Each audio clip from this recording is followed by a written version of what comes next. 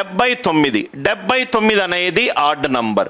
Add నంబర్ని square చేస్తే నాకు వచ్చేది ఆడ్ నంబర్. ఆడ్ నంబర్ని స్క్వేర్ చేస్తే నాకు వచ్చేది odd number. 3 × 5 15 odd number. 5 × 7 35 odd number. 53 whole square 2809 odd number. 73 whole square 5329 odd number. 87 square 7569 odd number. ఒక ఆడ్ నంబర్ని స్క్వేర్ చేస్తే నాకు వచ్చేది ఆడ్ నంబర్. 172 పర్ఫెక్ట్గా 2తో డివైడ్ అవుతుంది అంటే అది ఈవెన్ నంబర్.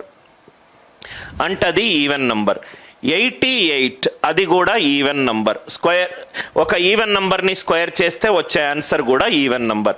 8203 అనేది ఆడ్ నంబర్. 8203 అనేది odd number. X square plus odd equal to even minus odd. First problem basic foundation నుంచి చెప్తున్నాను. ఇది ఆడ్ నంబర్. ఆడ్ నంబర్ని స్క్వేర్ చేస్తే నాకు వచ్చింది ఆడ్ నంబర్. ఈవెన్ నంబర్ని స్క్వేర్ చేస్తే నాకు వచ్చింది ఈవెన్ నంబర్. 88 ఈవెన్ నంబర్ని స్క్వేర్ చేస్తే నాకు వచ్చింది ఈవెన్ నంబర్.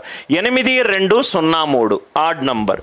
నవ్వు ఇక్కడ కనుక చూస్తే X square equal to even minus even ఎంత? Even number. 6 - 4 2, 12 - 10 2, 20 - 16 4. Even minus even ఏమవుతుంది? ఈవెన్ అవుతుంది.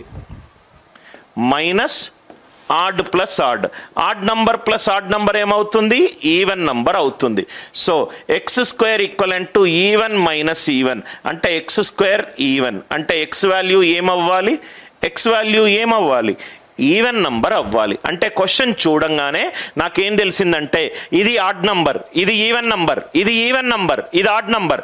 Even minus even is even number. Odd minus odd is even number. X value even number అయి ఉండాలి. Even number అయి ఉండాలి. 89, 83, 93 ఈ 3 add నంబర్లు answer అయ్యే ఛాన్స్ లేదు. ఈ 4 ఆప్షన్లు కనుక ఉండుంటే డైరెక్ట్గా ఆప్షన్ ఏ మనకు 86 టిక్ పెట్టేవాళ్ళం. కానీ ఇదే ఆప్షన్లో ఉండాలని ఛాన్స్ లేదు. అట్లాంటప్పుడు ఇంకొన్ని ఆప్షన్లు రాద్దాం. ఇదే మ్యాథమెటిక్స్ ఇలానే ఎవాల్వ్ అయింది సార్.